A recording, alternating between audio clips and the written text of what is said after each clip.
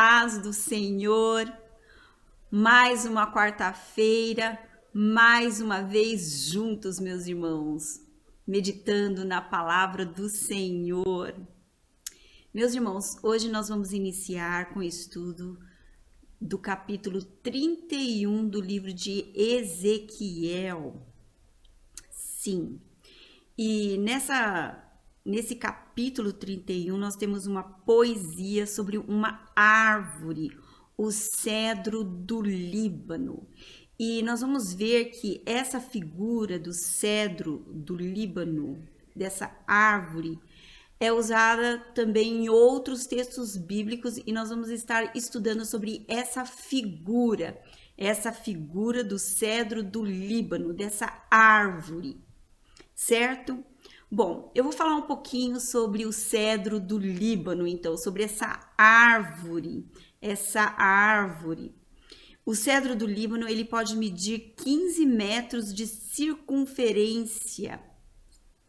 Sim. E a altura pode chegar até quase 40 metros de altura. Então, os poetas hebreus usavam muito a figura do cedro do Líbano como figura de poder, símbolo de poder, de majestade, de glória, grandeza, força, permanência.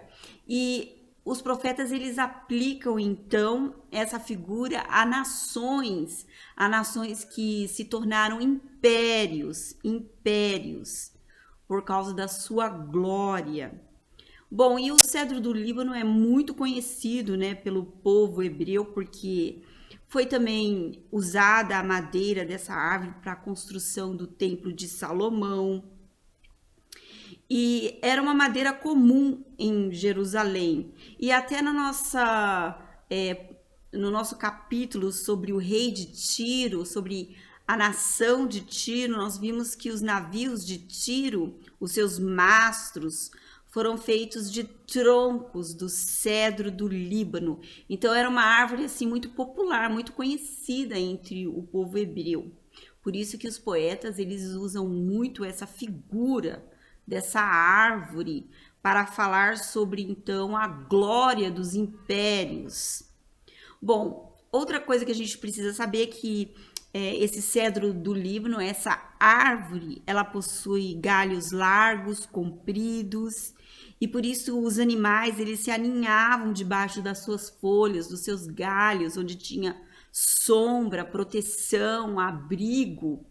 Então isso mostra também essa figura, né, que eles usam, os hebreus usam, o cedro do Líbano, para falar sobre as nações, impérios que cresciam e todos se aninhavam debaixo desse império que tinha sim um líder, certo? E todos estavam ali juntos, né? Juntos, usufruindo desse cedro do Líbano, dessa potência, dessa nação. Bom, então a altura dessa árvore representa a posição elevada de uma pessoa perante a sociedade, nas poesias, ou de uma nação. E esse cedro, essa árvore, ela também tem como característica profundas raízes, e por isso ela é tão resistente, certo? E nós vamos ver isso na nossa poesia, nessa primeira que nós vamos ver aqui, no capítulo 31 de Ezequiel, e nós vamos ler apenas os primeiros 9 versículos. E depois nós vamos ver outras passagens bíblicas que usam essa linguagem, essa figura de linguagem, o cedro do Líbano. Meus irmãos, então aqui nesse caso está se usando o cedro do Líbano para representar a glória das nações. Glória é essa que o próprio Deus, o seu próprio Espírito, lhes tinha dado. Então Deus, ele é quem engrandece as nações. Isso é muito importante saber. Tudo que essas nações foi por causa que Deus permitiu. Bom, primeiramente eu gostaria de relembrar uma passagem na Bíblia. Olha só, em Mateus capítulo 4, versículo 8. Mateus 4, versículo 8.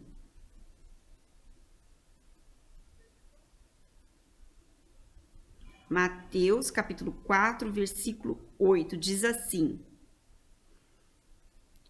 levou ainda o diabo a um monte muito alto. Isso aqui foi a tentação de Cristo Jesus. Satanás levou Jesus a um monte muito alto, mostrou-lhe todos os reinos do mundo e a glória deles, a majestade deles, a grandeza deles, a potência que eles eram. E lhe disse: tudo isto te darei se prostrado me adorares. Então Jesus lhe ordenou: retira-te, Satanás, porque está escrito: ao Senhor teu Deus adorarás, e só a ele darás culto. Então nós sabemos que por trás também dessas grandes potências, dessas grandes nações que Deus permitiu, está Satanás. Ele é o grande crocodilo. Ele é o Deus desse século que domina todas essas nações. Por quê? O que acontece com essas nações? Elas se tornaram orgulhosas e seus representantes se assentaram na cadeira de Deus. Isso é o que nós tínhamos visto com o rei de Tiro, uma figura do crocodilo que está por detrás, e agora Faraó também. Faraó, o rio é meu, o rio é meu. Meus irmãos, gostaria de ler também em Mateus, capítulo 6, versículo 13, na oração do Pai Nosso, que diz assim: e não nos deixes cair em tentação, mas livra-nos do mal, pois teu é o reino, o poder e a glória para sempre. Amém. Toda glória e honra pertence ao nosso Deus, ao nosso Pai, o Deus Criador. E foi isso que Jesus nos ensinou. E quando permanecemos no Pai, recebemos a sua glória, a sua imagem em nós. Mas nós dependemos dele, nós dependemos de estar firmes em Cristo Jesus. Por meio de Jesus estamos com Deus e assim temos a sua imagem, a sua glória. E toda a honra e glória pertence ao Pai. Amém e amém. Bom, meus irmãos, então eu gostaria de ler agora em Ezequiel capítulo 31, e os irmãos vão entender, do versículo 1 ao versículo 6, que diz assim: num 10º ano, no 3º mês, no 1º dia do mês, veio a mim a palavra do Senhor, dizendo: filho do homem, dize a Faraó, rei do Egito, a potência da época, certo? E a multidão do seu povo: a quem é semelhante na tua grandeza? A quem é semelhante na sua magnitude? A quem é semelhante? É semelhante. E aí Deus, ele vai relembrar o Egito, o Faraó e o seu povo de uma outra potência que surgiu antes do Egito, meus irmãos. Porque você vê aqui então que potências se elevam, nações se elevam, mas Deus as abate e surgem outras. E nenhuma glória nessa terra permanece. Nenhuma glória humana ou nenhuma glória dada por Satanás em Satanás permanece. Nenhuma delas, nenhuma glória. Então Deus está perguntando para Faraó e seu povo: a quem és semelhante na tua grandeza? Aí Deus relembra a grandeza de uma outra nação, de um outro império, que foi a Assíria, certo? Então, até aqui nós não tínhamos falado dos assírios, certo? Aqui no livro de Ezequiel. Então, eu vou falar um pouquinho sobre essa nação, sobre essa potência assíria, que também tinha sido muito grande e elevada. Os assírios, meus irmãos, eram um povo violento e eles também conquistaram vários países, certo? Antes do Egito, antes da Babilônia. Então, isso é uma história do passado para os egípcios se relembrarem, para nós nos relembrarmos daquilo que foi glorioso e já não é, certo? Os assírios, então, eles foram um povo muito violento, conquistaram vários países, incluindo o reino de Israel. Então, eu já expliquei que o reino de Israel, no início, era uma unidade. Depois de Salomão foi dividido o reino de Israel, reino de Judá. Reino de Israel, 10 tribos, reino de Judá, 2 tribos. E aí o Império Assírio já tinha invadido o reino de Israel e dispersado aquelas 10 tribos. Certo? Então foi uma potência que foi usada por Deus para castigar o reino de Israel. E esse reino de Judá, para quem Ezequiel está profetizando, certo? Sobreviveu e se tornou vassalo do Império Assírio até que eles foram conquistados pelo Império Babilônico, que é da vez agora, né? Porque eles agora vão destruir o Egito. O Egito também está perdendo a sua força. Por isso nós falamos tanto do Império Babilônico. Mas aqui Deus está lembrando o povo do Egito. Olha aqui, vocês se tornaram grandes, né? Olha a glória de vocês, vocês se tornaram poderosos, mas lembrem-se de que houve na história da humanidade outros poderosos antes de vocês que já caíram, certo? Então, nenhuma glória de nação nenhuma permanece. Então, veja só como Satanás é mentiroso e está querendo dar a Jesus algo que não tem uma glória permanente. A glória das nações, dos reinos das nações. Não é uma glória permanente, meus irmãos. Olha só como Satanás é mentiroso. Sim, dá para ver. Então, aqui você vai notar claramente, versículo 2, a quem é semelhante na tua grandeza. Então, para você lembrar dos assírios, aí vem versículo 3. Do 3 ao versículo 6, certo, meus irmãos? Eis que a Síria era um cedro no Líbano. Então, olha lá. Era essa árvore aí que vocês estão vendo atrás, né? Era um cedro no Líbano. Eis que a Assíria era um cedro no Líbano, de lindos ramos, de sombrosa folhagem, de grande estatura, cujo topo estava entre os ramos espessos. Certo? Agora prestem bem atenção no versículo 4.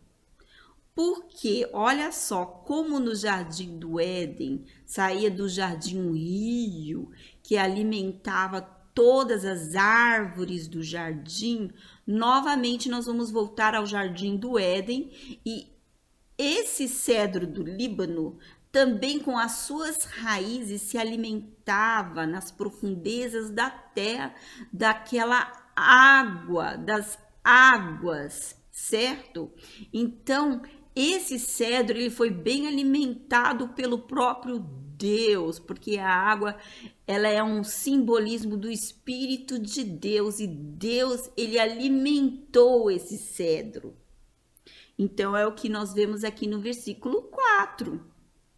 As águas o fizeram crescer. As fontes das profundezas da terra o exalçaram, certo? Que significa colocar no alto. Então, as águas fizeram com que essa árvore tivesse, então, o crescimento. Ela começou muito pequena.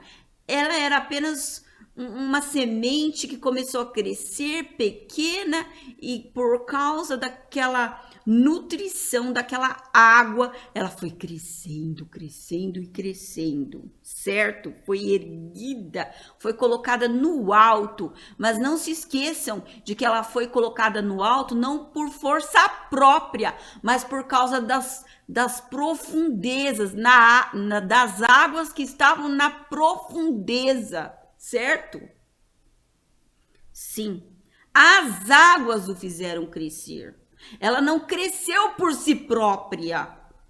Entenderam, meus irmãos? Aquela árvore não se tornou aquela grandeza, né, com seus galhos enormes e grandes por causa dela própria, mas por causa das águas, por causa das águas. As águas o fizeram crescer.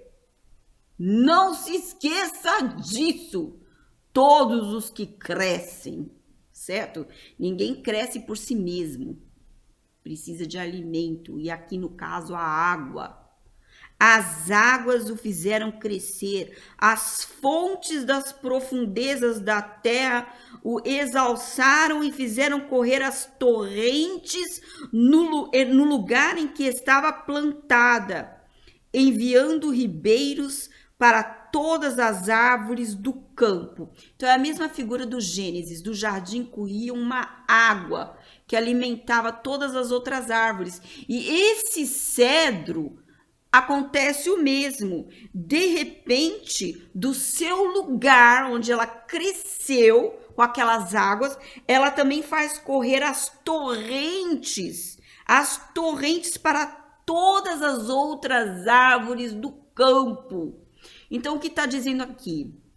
Que os assírios se tornaram uma grande potência e os assírios se enriqueceram, aquela nação se enriqueceu e aquela riqueza ela foi enviada também, os braços dos rios, dos leitos foram enviados para outras árvores. Então, outras nações cresceram, outras nações também foram alimentadas por causa desse cedro do Líbano. Todo mundo tirando proveito do cedro do Líbano. O cedro do Líbano envia suas águas também, né? Saindo dela outras águas para alimentar outras nações, outras árvores. Deu para entender, meus irmãos? Sim. As águas o fizeram crescer, as fontes das profundezas da terra o exalçaram e fizeram correr as torrentes no lugar em que estava plantado, enviando ribeiros para todas as árvores do campo. Por isso se elevou a sua estatura sobre todas as árvores do campo. Então, ela era a maior de todas, certo? Ela se alimentou daquelas águas, alimentou outras, mas ela era a maior. E se multiplicaram os seus ramos, e se alongaram as suas varas, os seus galhos, por causa das muitas águas durante o seu crescimento. E aí todos tiram proveito dessa árvore. Todas as aves do céu se aninhavam nos seus ramos, todos os animais do campo geravam debaixo da sua fronde. E todos os grandes povos, então nós estamos falando de nações, entendeu? Nações. E todos os grandes povos se assentavam à sua sombra. Meus irmãos, não é assim o Deus desse século? Satanás também é uma árvore e todas as pessoas estão debaixo dos seus galhos, se assentando à sua sombra. E quando cai o crocodilo, quando cai o faraó, quando cai o rei de Tiro, cai todos os seus aliados com ele, entendeu? Quando o cedro for arrancado. Sim, e você vê isso também nas nações. Meus irmãos, agora eu gostaria de ler um pouco em Gênesis para vocês verem como nós estamos tirando uma figura do livro de Gênesis, certo? Gênesis 2, versículo 8 ao 9. E no caso da nossa poesia aqui, as árvores, elas são nações. E aqui, a nação que está realmente dominando não é a árvore da vida. Deu para ficar bem claro, né? Nós estamos falando, primeiro falamos de Tiro, que se assentava, né, na cadeira de Deus, dominava os mares. Agora nós estamos falando da terra, um faraó, um cedro do Líbano plantado numa terra, mas nas profundezas da terra tem as águas. Então, meus irmãos, vamos lá para Gênesis 2, só para os irmãos relembrarem. Nós já fizemos o estudo de Gênesis, mas só para vocês verem que nós estamos falando de uma figura aí que o poeta está usando. Gênesis 2, versículo 8 ao 9. E plantou o Senhor Deus um jardim no Éden, na direção do Oriente, e pôs nele o homem que havia formado. Do solo fez o Senhor Deus brotar toda sorte de árvores agradáveis à vista e boas para alimento. Então, na nossa poesia aqui, essas árvores do jardim se tornam nações. Sim, nações. E também a árvore da vida. No caso aqui, nós não estamos falando mais do árvore da vida. Nós estamos falando do cedro do Líbano, certo? O faraó que se assenta na cadeira de Deus e diz: o rio é meu, porque ele se engrandeceu. Então, no jardim tem a árvore da vida, no meio do jardim, e a árvore do conhecimento do bem e do mal.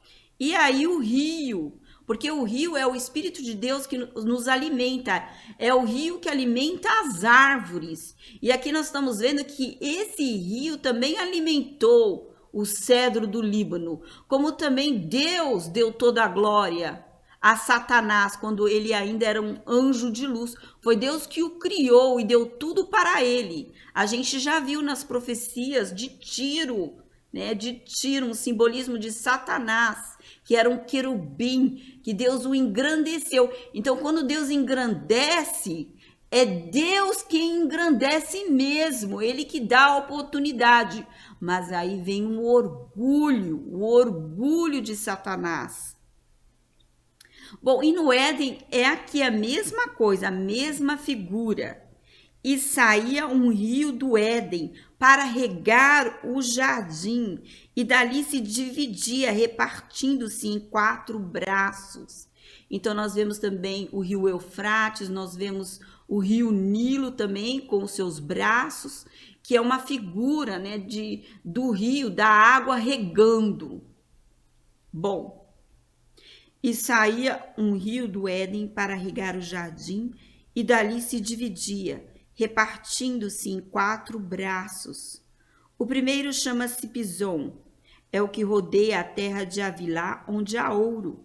O ouro desta terra é bom. Também se encontra lá o bidélio e a pedra de ônix. O segundo rio chama-se Gion, é o que circunda a terra de Cuxi. O nome do terceiro rio é Tigre, é o que corre pelo oriente da Síria. E o quarto é o Eufrates, e nós estamos falando exatamente da Síria. Esse cedro do Líbano, que foi alimentado também por um rio. Deus engrandeceu esse cedro, como engrandeceu também Satanás, deu tudo para ele, quando ele era o anjo da luz. Sim. Então vamos continuar lá, né, com Ezequiel para saber, né, como que vai se dar essa poesia. Ezequiel, capítulo 31. Nós tínhamos lido o versículo 1 ao versículo 6, falando da Assíria. Ela cresceu e todas as aves do céu se alinhavam nos seus ramos. Todos os animais do campo geravam debaixo da sua fronde. Então, essas árvores são nações que se aninharam debaixo da Síria, usufruindo do poder e da riqueza dessa nação, dessa potência que tinha sido engrandecida por Deus, pela sua água, pelo seu espírito. É o Espírito de Deus que eleva, que dá vida, certo? Versículo 7 ao versículo 9, então, finalizando. Então diz assim: assim ele era formoso na sua grandeza. Então nós vamos ver aqui que também é uma figura de Satanás no jardim do Éden, certo? Faraó, o rei de Tiro, as nações, elas representam a história de como foi no jardim do Éden, entre Deus e Satanás. Assim, era ele formoso na sua grandeza e na extensão dos seus ramos, porque a sua raiz estava junto a muitas águas. Versículo 8, os cedros no jardim de Deus não lhe eram rivais. Então, nós vemos aqui a figura no jardim do Éden, então do cedro do Líbano, um personagem que foi engrandecido por Deus, foi alimentado pelo Espírito de Deus e não se igualava a nenhum outro cedro, ele era o maior de todos. Sim, os cedros no jardim de Deus não lhe eram rivais. Os ciprestes não igualavam seus ramos, e os plátanos não tinham renovos como os seus. Nenhuma árvore no jardim de Deus se assemelhava a ele na sua formosura. Formoso fiz com a multidão dos seus ramos, todas as árvores do Éden que estavam no jardim de Deus tiveram inveja dele. Então, todos tiveram inveja dele. E aí depois fala desse mesmo cedro do Líbano que se orgulhou a partir do versículo 10. Portanto, assim diz o Senhor Deus, como sobremaneira se elevou e se levantou o seu topo no meio dos espessos ramos, e o seu coração se exaltou na sua altura. Bom, esse é um outro trecho que eu vou estudar mais tarde com os irmãos, mas eu quero ficar somente até aqui, dizendo que Jesus Cristo, Filho de Deus, a verdadeira árvore da vida. Sim, esse Cristo Jesus, o nosso Senhor, Filho de Deus, ele não elevou o seu coração, ele não caiu na tentação de Satanás, porque toda glória pertence ao Pai, toda glória pertence ao Pai, e ele é a verdadeira árvore da vida, meus irmãos. Ele é a verdadeira árvore da vida. O coração de Cristo Jesus não se elevou como se elevou as nações, como se elevou o coração de Satanás e os líderes que ele coloca aqui na terra. Meus irmãos, em Cristo Jesus existe uma outra árvore, um outro reino que está crescendo, mas é um reino que representa a glória de Deus Pai, a glória de Deus Pai. Eu gostaria de ler então em Mateus capítulo 13, versículo 31 ao 32. O reino assírio foi abatido. Esse cedro do Líbano foi abatido. Satanás foi abatido. Jesus venceu na cruz. E hoje existe um reino que está crescendo. E aqui em Mateus não fala do cedro do Líbano, mas fala de uma semente muito pequena, que é um grão de mostarda.